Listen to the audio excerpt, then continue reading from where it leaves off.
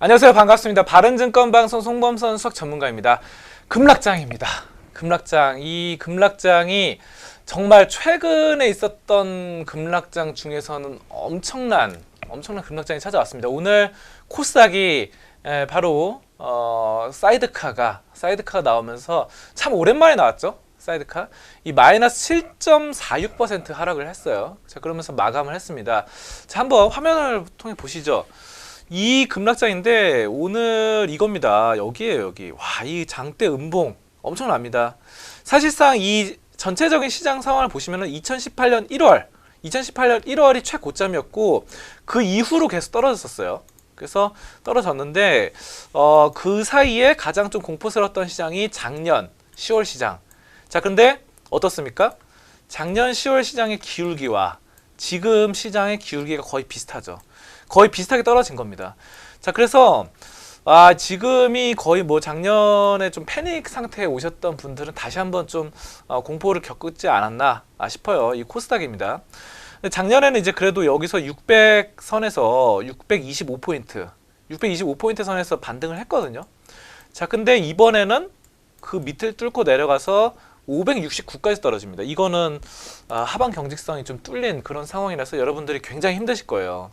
자, 그래서 하루치로만 보셔도 이 당시 하루 하락했을 때 급락했을 때 마이너스 5%, 10월장에 작년 10월장에 자, 그쵸, 마이너스 5%가 가장 컸죠. 지금 이렇게 마우스를 클릭해 보면은. 자, 그런데 오늘 마이너스 7.46% 하락을 했기 때문에 이거 진짜 충격과 공포의 시장이다. 지금 봉의 크기가 이거보다 큰 게 없어요.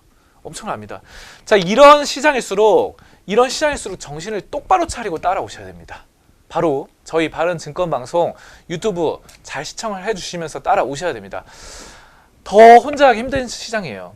더 혼자 하다가 손실만 키워나가고 그렇기 때문에 계속해서 좀 저희 바른증권방송을 계속해서 시청을 해주셔야지 살아남을 수 있다. 이거 다시 한번 말씀을 드리겠습니다.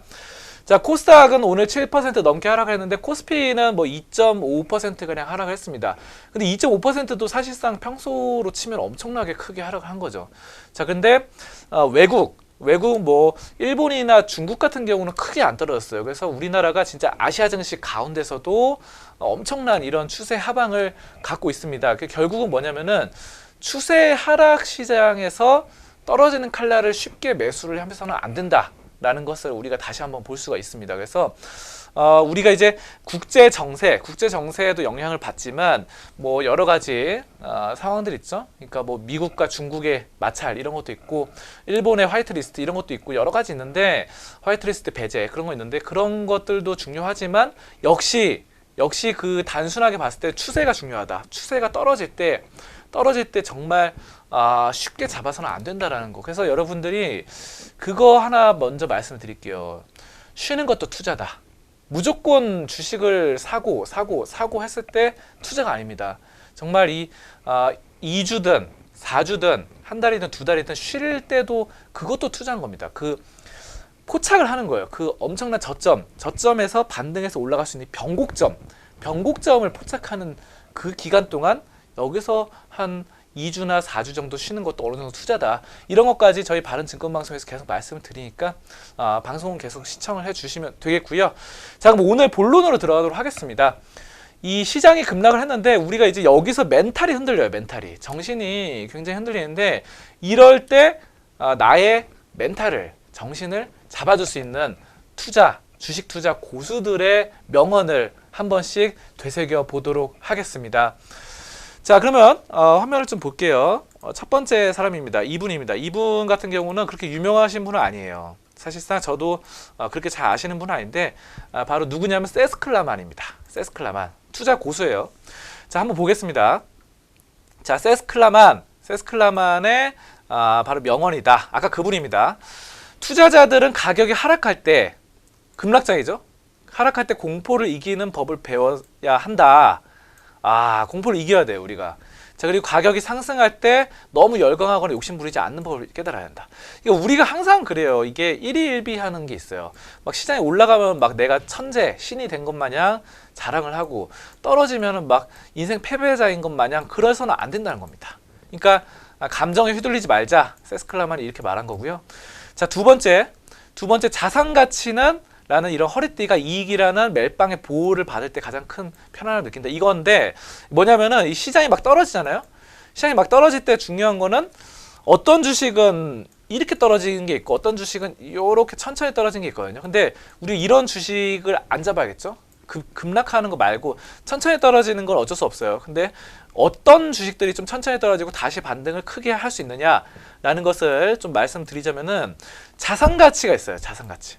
부동산이라던가 뭐 건물, 토지 뭐 이런 거 있죠. 공장 이런 것들이 있다고 한다면은 이게 허리띠가 돼서 보호를 해준다는 거죠. 자산 가치가 어느 정도 있는 거. 뭐 기본적인 내용이에요. 만약에 뭐 인터넷 주식은 거의 자산 가치가 없죠. 뭐 게임주도 마찬가지고 엔터테인먼트도 무형 가치는 있지만 뭔가 눈에 보이는 유형 자산 가치가 없는데 이런 급락장에서는 유형 자산 가치가 있는 종목이 좀 무형보다는 유형 자산 가치가 있는 게 좀 안전하다는 거죠. 자, 그겁니다. 세스클라만이. 자, 그리고 여기서 주식을 평가하는 최선의 방법은 해당 기업의 현금 흐름을 분석하는 것이다. 이 현금이 좋아야 돼요. 현금 흐름 어떻게 보죠? 유보율. 여러분들 그 현금 유보율 재무제표 보면 나오는데 유보율이 높아야 됩니다. 그래서 이런 하락장에서는 유보율이 높은 종목이 정말 안전하다. 정말 하락장이 오면은 어떤 회사는 망해요. 옛날에 막 IMF 이럴 때 막 몇 개 되게 많이 망했어요. 회사들이. 그쵸? 또 2008년에 뭐가 있었죠? 서브프라임 모기지론, 뭐 리언 브라더스 사태 뭐 이런 거 있었을 때 우리나라에서도 회사들이 많이 망했습니다. 상장 폐지되고 이래요. 그렇기 때문에 상장 폐지가 안 되려면은 현금 흐름이 아주 좋아야 된다라는 거 여러분들 여기서 짚고 넘어가셔야 됩니다. 자, 그리고 세스클라만의 명언 몇 가지를 좀 더 말씀을 드리자면은 이 최고의 투자자들은 절대 수익을 목표로 삼지 않는다는 겁니다. 그래서 여러분들이 수익을 우선시하기보다는 이 위험, 리스크 관리에 초점을 두셔야 돼요. 그래서 수익을 뭐 막 어떤 분들 보면은 막 1년에 2배, 1년에 3배 막 이렇게 바라시는 분들이 있는데 한 달에 10%, 20%, 50%막 이렇게 바라시는 분도 있는데 그런 것들을 수치화시켜서 하기보다는 리스크, 손실을 보지 않겠다. 이번 달에는 내가 손실을 0% 보겠다. 다음 달에도 손실을 마이너스 1%도 보지 않겠다. 다다음 달에도 마이너스 1% 손실 보지 않겠다. 이거를 목표로 삼으라는 거예요. 그러면 그냥 수익은 자연스럽게 따라오는 겁니다. 손실이 안 나니까 수익은 어떤 달은 뭐 플러스 3%도 나고 어떤 달은 플러스 5%도 나고 어떤 달은 플러스 15%도 나고 어떤 달은 플러스 30%도 나는데 중요한 거는 이렇게 하락장이 왔을 때도 손실을 보지 않겠다라는 리스크 관리가 돼 있다면은 여기서 손실을 보지 않기 때문에 플러스 1%라도 나면은 그게 성공이라는 거죠. 플러스 0% 나도 성공입니다. 지금 이런 시장에서. 그런 거예요. 자, 그래서 이런 것들 우리가 리스크 관리라는 것을 계속해서 기억을 하셔야 되고 돈을 막 이렇게 빨리 벌고자 하는 유혹이 너무 커가지고 투자자들이 대중에 역하는 것을 어려워하는데 역발상 투자가 굉장히 중요합니다. 자, 그래서 이런 것들 굉장히 항상 알아둬야 되고 단기적으로는 수요와 공급에 의해서 시장 가격이 결정돼요. 하지만 시간의 지평이 길어질수록 수요와 공급보다는 근본적인 요소 아까 전에 세스클라만이 말했던 뭐죠? 자산 가치라던가 현금 흐름 이런 것들 부채가 얼마 있는지 부채가 낮으면 낮을수록 좋겠죠. 이런 것들이 근본적으로 상장 폐지라던가 망하는 기업을 방지해둔다. 이거죠. 우리가 지금 안전장치 안전띠가 있어야 돼요. 안전띠. 그렇죠. 사고가 날 수 있잖아요. 지금 막 떨어지니까 그냥 자동차 사고가 날 수 있어요. 이때는 진짜 생명띠가 중요합니다. 이 허리띠를 잘 매야 돼요. 그런 것들 말씀드리는 거예요. 자, 그리고 일관성과 인내심을 가지는 것이 중요하다. 여러분들 급락할 때 이거 에이 몰라 그러고 주식 던져버리고 포기하고 나가버리면 안 돼요.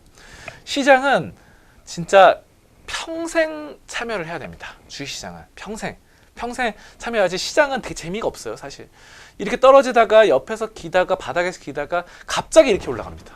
근데 요때 짧은 기간 동안 주식을 안 갖고 있으면은 이 기다림이 다 헛것이에요. 허무한 겁니다. 허무. 정말 공허한 그런 주식 투자가 될 수밖에 없어요. 그렇기 때문에 이 긴 시간 동안 참다가 한 번에 팍 올라가기 때문에 이 시간을 위해서 정말 뭐라고 할까요? 한 2주 동안 수익을 보기 위해서 5달, 6달을 참아야 되는 거예요. 원래 그래요, 주식이. 정말 올라갈 때는 확 올라가고 떨어질 때는 계속 찔끔찔끔 떨어집니다. 이게 바로 우리 개인 투자자들이 참기 힘들어하는 건데 이거를 참아야 되는 겁니다. 이걸 바로 또 세스클라만이 강조를 했습니다. 자, 그리고 이제 다음 분을 한번 보겠습니다. 다음 이제 세스클라만 보셨고요. 자, 그 다음에 랄프 웬저님을 모시겠습니다. 이분 랄프 웬저입니다. 랄프 웬저인데 이분 굉장히 또 유명하신 분이에요. 자, 그래서 미국에서 활동하시는 펀드 매니저입니다. 증권 왕이라고 불렸어요. 증권 왕. 그만큼 유명한 사람이고, 자, 그럼 한번 보겠습니다. 랄프 웬저는 뭐라고 말했느냐? 시장의 타이밍을 맞추려고 애쓰는 것은 스스로를 불안과 초조의 깊은 늪으로 빠뜨리는 지름길이다. 타이밍을 맞추지 말라는 거죠. 그러니까 이 사람은 이제 급락장이잖아요. 급락장 이런 것들을 급락장에서 언제 반등이 나올까? 언제 반등이 나올까? 여기서 살까? 여기서 살까? 여기서 살까? 여기서 살까? 이런 거 맞추지 말고 그냥 좋은 기업을 사놔라. 좋은 기업을 사놓으면 언젠가는 올라간다. 이거를 이제 랄프 웬저가 말한 거예요. 자, 단순하죠. 자, 그리고 두 번째로는 주식시장에서 모두가 흥분해서 달려드는 주식의 프리미엄이 붙이는데 반면에 아무도 쳐다보지 않는 따분한 주식이 할인되는 거예요. 따분한 주식 계속 떨어지고 찔끔찔끔 떨어지는 거. 요런 게 이제 할인되면서 거래될 때 여기서 많이 사더라. 매수 하다가 확 올라간다는 거죠. 자, 요겁니다. 뭐 그거예요. 어떻게 보면 그 미노출 바닥주를 매수해라. 이런 겁니다. 저희 바른증권 방송에서도 계속해서 시행하고 있는데 미노출 바닥주, 정말 바닥을 기면서 한꺼번에 싹 올라갈 수 있는 거, 이런 것들 계속해서 저희가 분석 중입니다. 지금 시장, 어려운 시장일수록 더 중요한 거예요. 이런 것들이 여러분들 참고하시면 좋겠고요. 자, 그리고 이 두 가지 랄프 웬저가 말했고 그 밖에도 몇 가지 더 말씀드리자면은 돈이란 것에 헛된 기대에 부풀어 있는 도박꾼으로부터 나와서 정확한 확률을 계산해라. 정확한 확률 쪽으로 돈이 흘러간다. 뭐 이런 말을 했고요. 아무튼 아까 타이밍을 맞추지 마라. 이런 말도 했고, 또 뭐가 있을까요? 주식 분석이란 것은 재미가 없다. 재미가 없는데 사소한 것들까지 챙겨야 되는 어려운 작업인데 그것들을 계속 해야 된다는 것이죠. 자, 사실 재미없어요. 주식 재밌게 하면 좋은데 이런 시장에서 특히 재미가 없습니다. 여러분들 이겨내셔야 되고요. 자, 마지막으로 이분은 하워드 막스입니다. 하워드 막스. 여러분들 유튜브 찾아보시면 많이 나와요. 하워드 막스 요즘 명언이라던가 강의 같은 거 많이 나오는데 최근에 이제 많이 유명하신 분이에요. 이 증권가 쪽에서, 미국 월스트리트에서. 자, 근데 이분 말도 한번 보겠습니다.